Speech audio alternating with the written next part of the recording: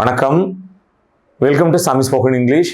இன்னைக்கு நம்ம பார்க்க போகிற லெசன் வந்து யூஸ்ஃபுல் 6 வேர்ப்ஸ். ஸோ வந்து ஃப்ளூயண்ட்டாக இங்கிலீஷ் எழுதுறதுக்கும் கிராமட்டிக்கல் மிஸ்டேக் இல்லாமல் எழுதுறதுக்கும் ரொம்பவே யூஸ்ஃபுல்லாக இருக்க போகிற 6 வேர்ப்ஸ் வந்து நம்ம இந்த வீடியோவில் கற்றுக்கலாம். Number 1, back bite. பேக் பைட்னா என்ன? பேக்னா பின்னாடி, பைட்னா கடிக்கிறது. இப்போ பின்னாடி போய் கடிக்கிறது எடுத்துக்கூடாது. ஒருத்தர் இல்லாதப்ப அவங்கள பற்றி தப்பு தப்பாக பேசுறத பேக் பைட் அப்படின்னு சொல்கிறோம். இப்போ புறங்கூறுதுன்னு சொல்லுவோம் தமிழில். ஸோ ஒருத்தர் இல்லாதப்ப அவங்கள பற்றி மற்றவங்கள்ட்ட தப்பு தப்பாக பேசுறத பேக் பைட்டுன்னு சொல்கிறோம். ஓகே, ஒரு எக்ஸாம்பிள் பார்க்கலாம். மற்றவங்கள்ட்ட உன்னை பற்றி நீ இல்லாதப்ப நான் தப்பு தப்பாக பேச விரும்பலை. I don't want to back bite you to others. I don't want to back bite you to others. Next பார்க்க போகிறோம். நம்பர் 2, என்ன வேர்ப் அது? சேஸ். சேஸ்னா துரத்துறதுன்னு அர்த்தம்.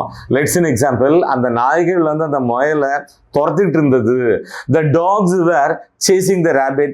The dogs were chasing the rabbit. Number 3, enhance. என்ன அர்த்தம்? மேம்படுத்துன்னு அர்த்தம். உயர்த்து, தரத்தை உயர்த்து அல்லது மேம்படுத்துன்னு சொல்றதுக்கு நம்ம என்ஹான்ஸுங்கிற வேர்பை பயன்படுத்துகிறோம். லெட்ஸ் இன் எக்ஸாம்பிள், இது கண்டிப்பா உன்னுடைய நற்பெயரை மேம்படுத்தும். It will certainly enhance your reputation. It will certainly enhance your reputation. So reputation அப்படின்னா நற்பெயர்னு அர்த்தம். நெக்ஸ்ட் வேர்ப் என்ன பார்க்க போறோம்? டேர். டேர்னா என்ன? கிழின்னு அர்த்தம். ஸோ டியா அப்படின்னா கண்ணீர், வேற டேர்னா கிழிக்கிறதுன்னு அர்த்தம். ஸோ டேரோட 3 ஃபார்ம்ஸ் பார்க்கலாம். V1, V2, V3. என்னென்ன? Tear, tore, torn. ஓகே, ஒரு எக்ஸாம்பிள் பார்க்கலாம். அவ அந்த கடிதத்தை சுக்குநூறா கிழிச்சு தூக்கி விட்டுருச்சுட்டா. She tore the letter into pieces and threw it away. She tore the letter into pieces and threw it away. Next பார்க்க போறோம். Number 5, tremble. நடுங்குன்னு அர்த்தம். இப்போ வந்து உடம்பு வந்து நடுங்கும். ரொம்ப குளிராக இருந்தால் உடம்பு நடுங்கும். அப்புறம் வந்து நம்மளோட குரலும் நடுங்கும். ஸோ உடலோ அல்லது குரலோ நடுங்கிறத ட்ரெம்பிள்னு சொல்கிறோம். லெட்ஸ் இன் எக்ஸாம்பிள், அவளுடைய வாய்ஸ் வந்து அவளோட குரல் வந்து நடுங்க ஆரம்பிச்சுடுத்து. அவள் வந்து அழ ஆரம்பிக்க போறான்னு நான் நினச்சேன். Her voice started to tremble and I thought she was going to cry. Her voice started to tremble and I thought she was going to cry.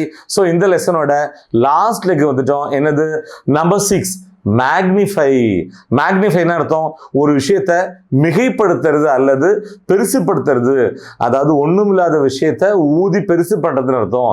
Let's in example, இந்த அற்பமான பிரச்சனைகளை நான் மிகைப்படுத்தி பெருசாக்க விரும்பல. I don't want to magnify these trivials problems. I don't want to magnify these trivial problems. So அந்த இடத்துல ஒரு வேர்டு கத்துட்டு இருக்கோம்.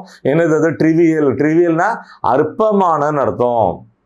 My dear viewers, useful 6 verbs. இந்த வீடியோ உங்களுக்கு ரொம்பவே ஹெல்ப்ஃபுல்லாக இருந்திருக்கும்னு நாங்கள் நம்புகிறோம். மீண்டும் அடுத்த பாடத்தில் சந்திப்போம். Thank you.